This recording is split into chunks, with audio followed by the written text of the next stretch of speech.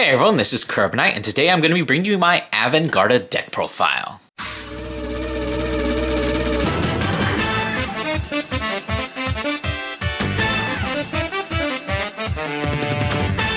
So it has been quite a while since we took a look at everyone's favorite restanding robot. And with the new support that we did actually get in set 10, this deck actually kind of jumps up a tier. I won't say that, it goes from, B to A, but more like C to B. It's definitely a decent roguish deck, mostly due to the fact that, like I said, the support is really good, and it's kind of exactly what the deck was asking for. But, with that all the way, let's go ahead and hop into the deck profile. So for the ride line, I have actually changed one thing. I am actually going to be playing black as the grade 1, and then the rest of the ride line is going to be normal as always. So, of course, going through it, we do have the Soar period. You do have to play this one because your Vanguard does name him, and you do need to keep him in your soul, otherwise you can't play the game. But the new card, the grade 1, is the grade 1 black YouTuber. When he's placed on Van, you search your deck for Camera Chan, and you actually set it into the order zone. I made a mistake in one of the fight videos that I have where I just added to my hand and played it that turn. That's actually not how it works. It just gets played directly from the deck. Or if you do have it in your hand, if you happen to draw into it, it gets placed from your hand into the order zone, and then you get to draw a card as compensation for, actually drawing that, which is like not bad. So it doesn't really matter if you draw or not. So the main reason we're playing black is twofold. But before we do that, we do have to go over what Camera Chan is. He is just a set order that for Soul Blast 1, you can call him as a 5k rear guard with boost. And that is pretty much the main reason we're playing this. So if you saw my based Avangarda list, which I think was the last deck profile I did on this deck, you would know that I think that the grade 1 is a very terrible card. In general, the grade 1 strategy is not that great, and the fact that you have to wait to grade 2 to get it is also pretty unfortunate. You do lose a couple of things, which I'll talk about once we get to it, hopefully if I remember. But the main reason is, like I said, the grade 1 is not really that useful. It kind of makes it so that you have to play that one grade 1 strategy order, which, it's okay, but it's definitely the worst of the 4 that we have.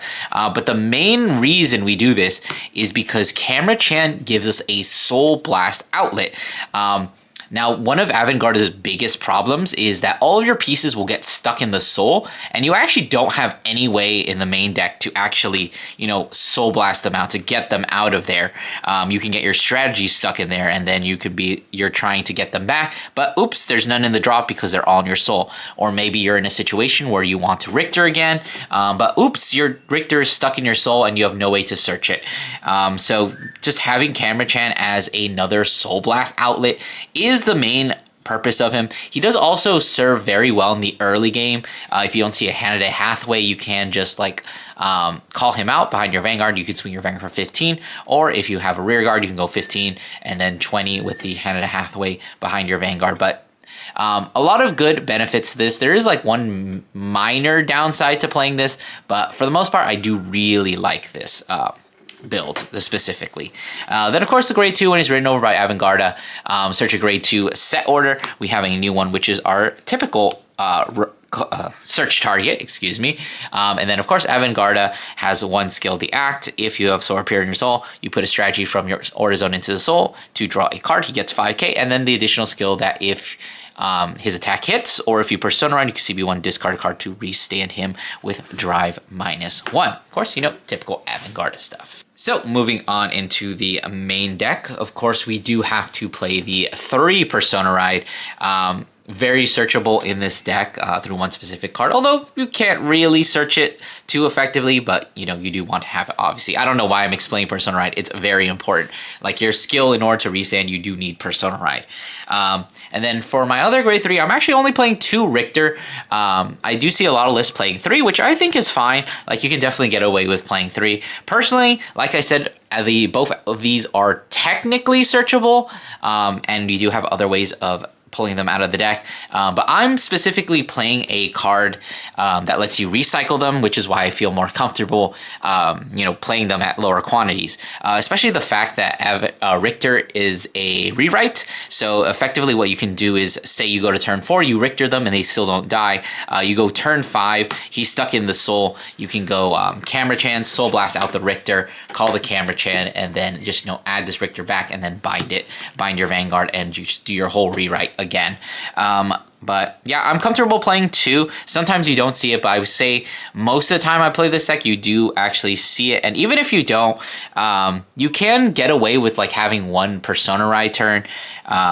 It's definitely not as powerful. You do need Richter if you do actually want to win the game, unfortunately. All right, so finishing off the just main grade 3s, I'm actually choosing to play Fire Regalis as our Regalis piece of choice. I do think Radius Gradel, which is our main go-to, is still a solid option. There is a lot to be said about main phase Persona Ride, considering that the deck tends to draw a lot, and just being able to draw into a Persona Ride during the main phase and still activate Persona Ride is pretty good.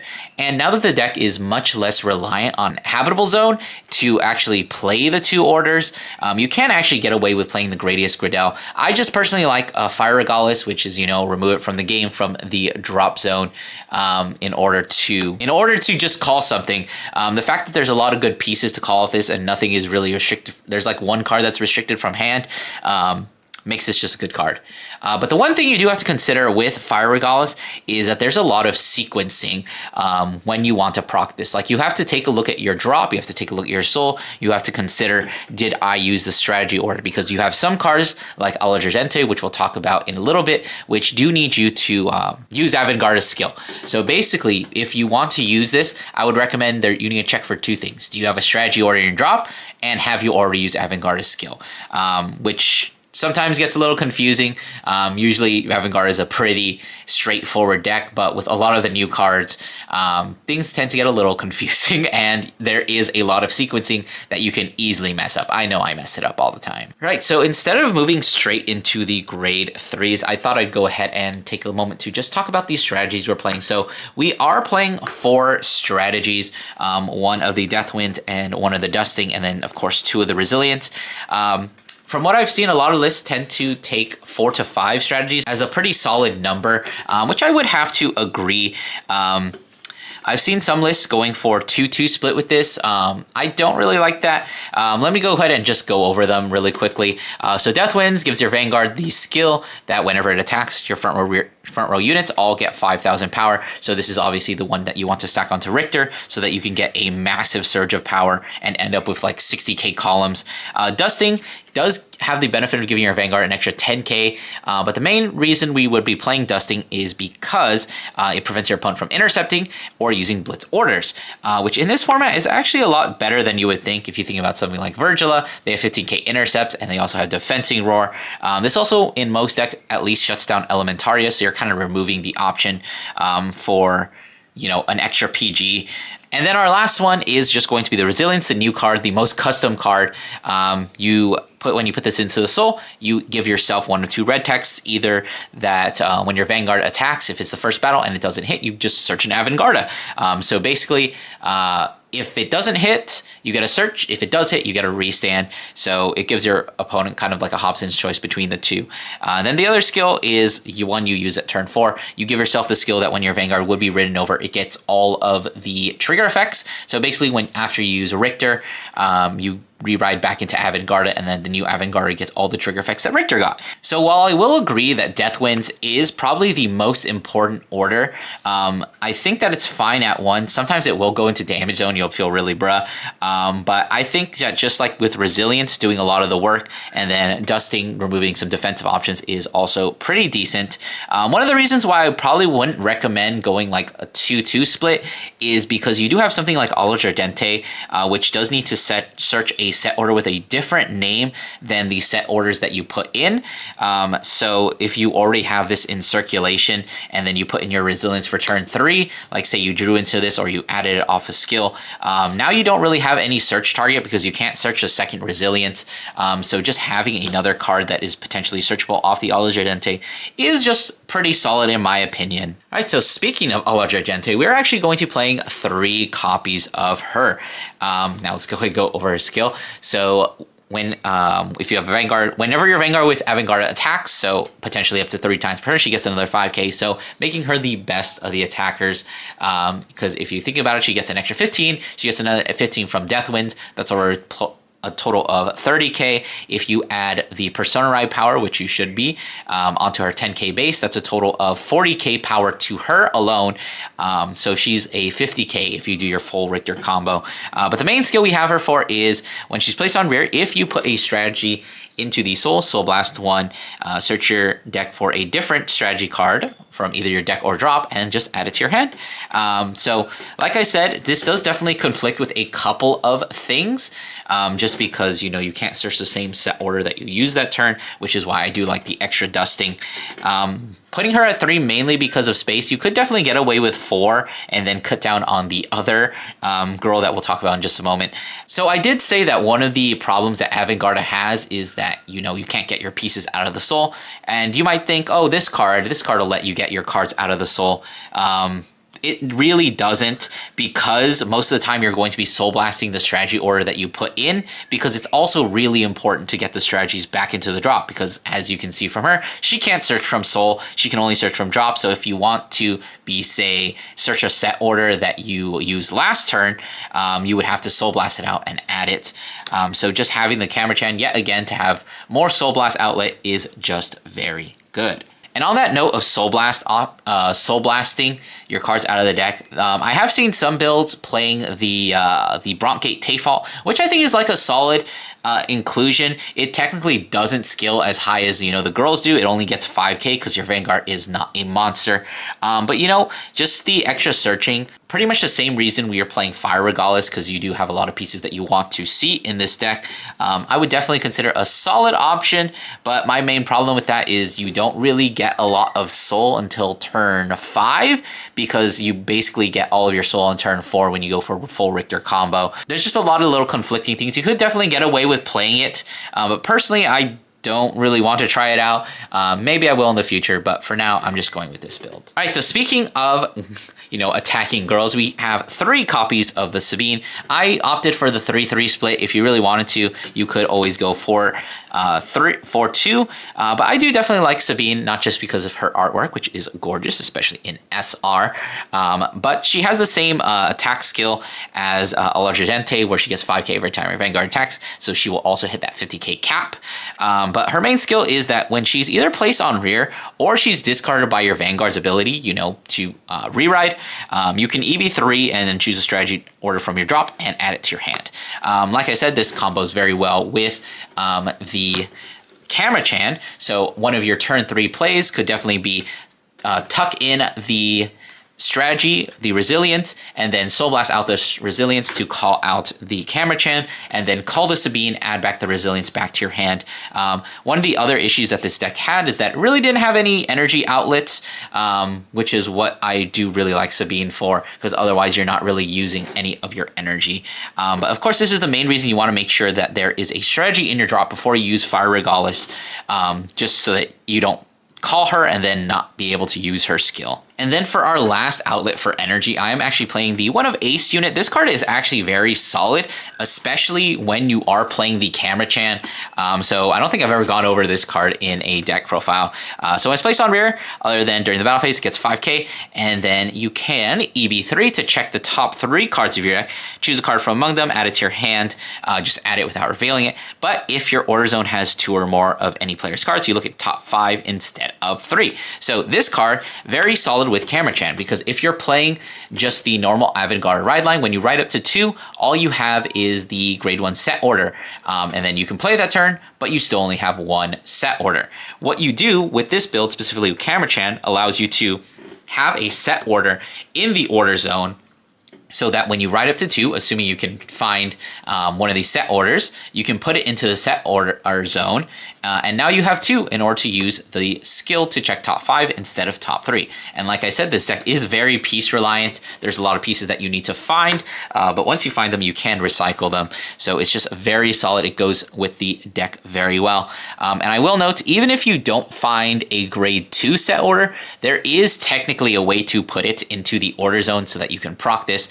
And then also he scales really well with the Camera Chan, extra synergy, because what you do, he gets the 5k on place, turn 2, and then you go Soul Blast 1, call the Camera Chan. This is 15 boosted by 5. That's now 20. That's always hitting over defensive.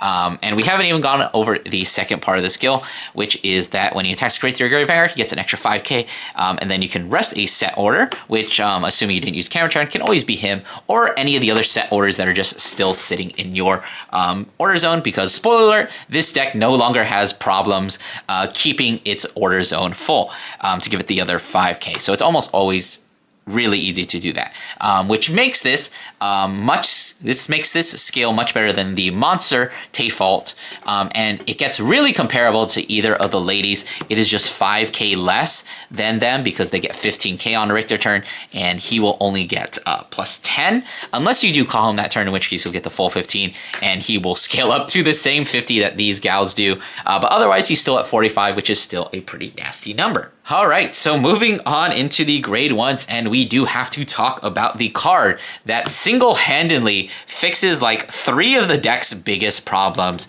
This is Noctum Occasion. I usually just call him Occasion. So this guy has one simple skill. From the drop zone, if your card was not put into the order zone by an ability this turn, you can bind him from the drop zone to choose a strategy order from either your drop or your hand and put it into the order zone. And then if it was put from hand, you just draw a card.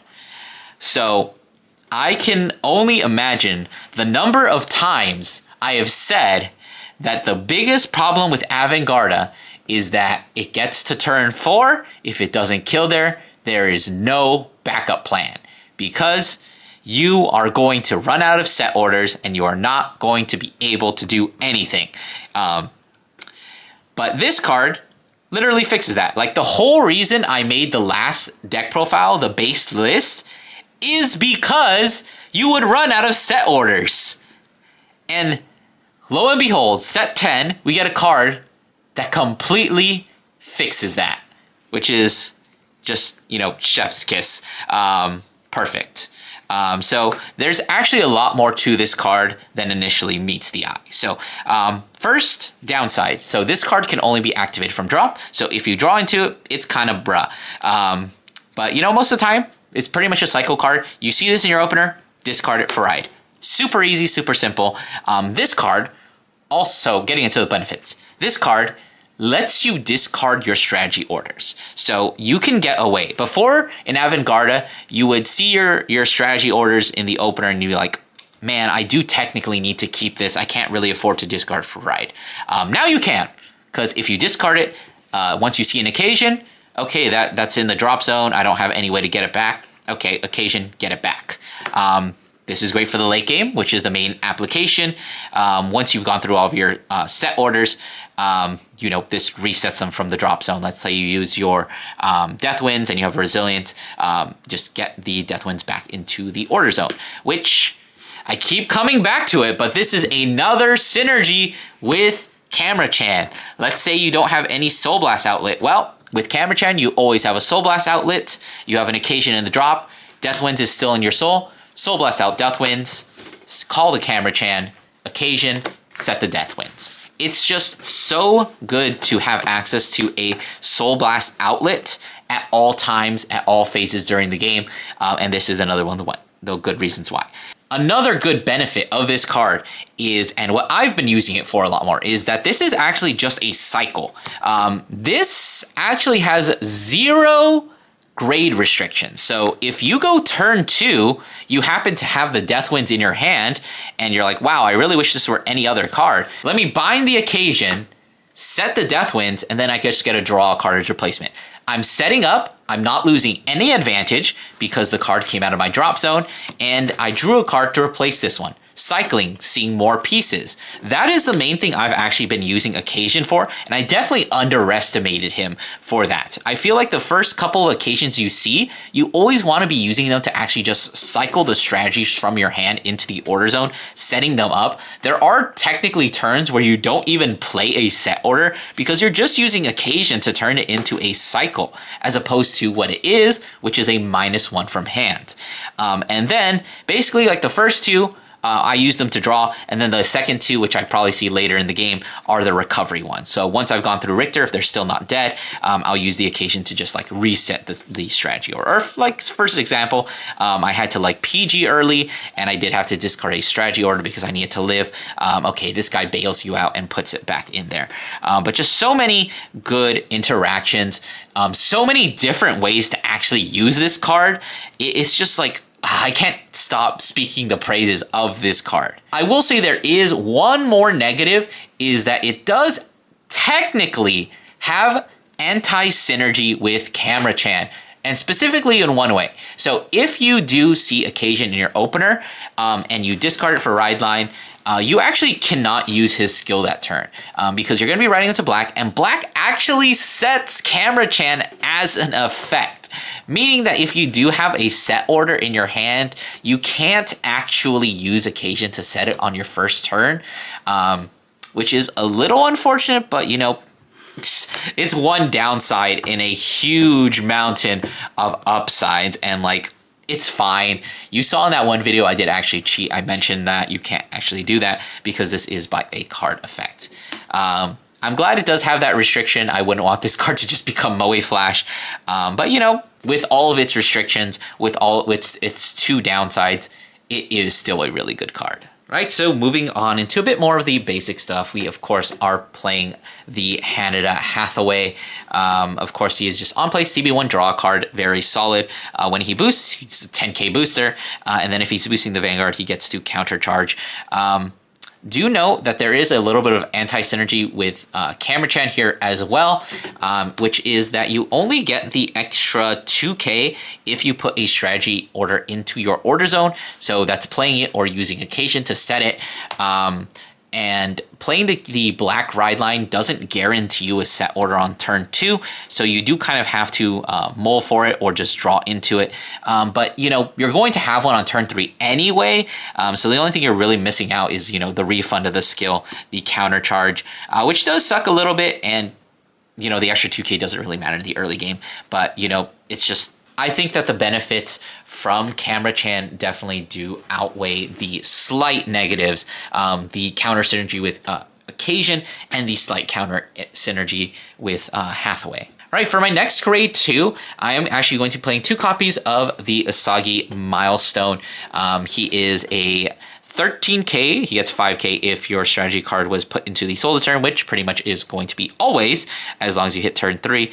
And then when he's placed on rare, if you have a blue Death Star, which obviously you're always going to have, CB1, choose a grade 3 or greater Avangarda card from your drop and add it to your hand.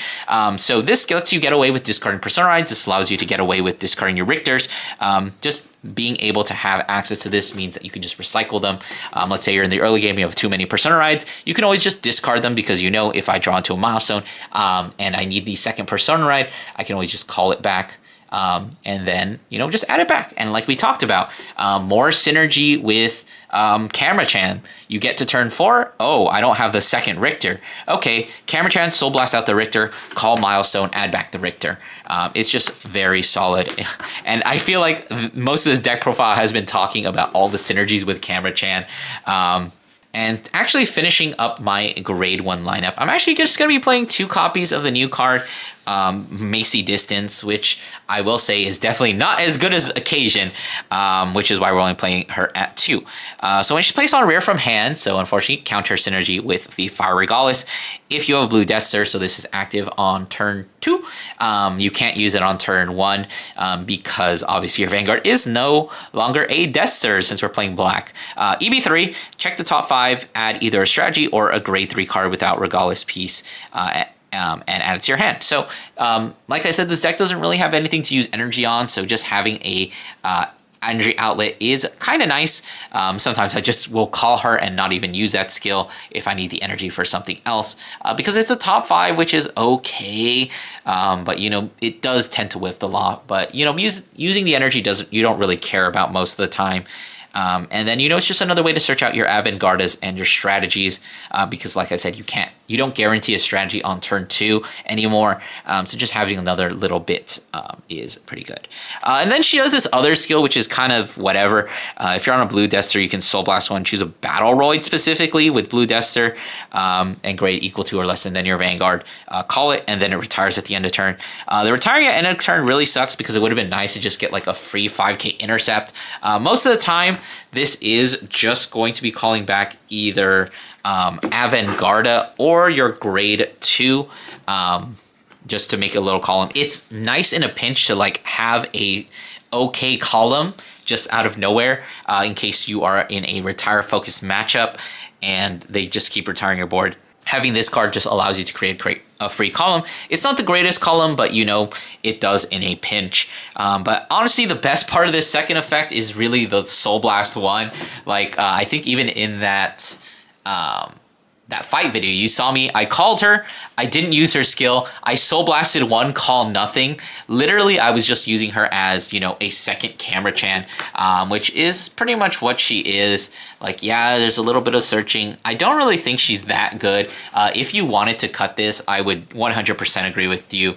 But, you know, I think she's okay for what she does. Just a little bit of extra searching sometimes is nice. Right, so just moving on into the basic stuff. Of course, we do have the 4 PGs, the 1 Elementaria, because I do care about playing this deck. For the trigger lineup, it is going to be what else but the 4/8 crit. I'm just playing vanilla crits because, you know, you definitely do not need extra soul in this deck, and the extra 2k doesn't even really matter in any instance.